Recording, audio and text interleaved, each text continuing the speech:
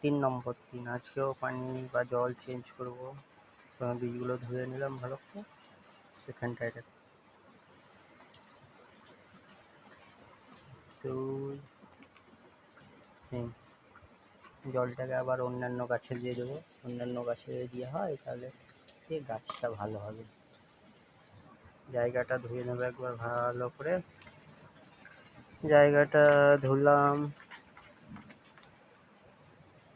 এই গাছকে দিই, এই গাছে একটু দিই, এই গাছকে, এই গাছ, সব গাছকে একটু একটু করে দিলাম।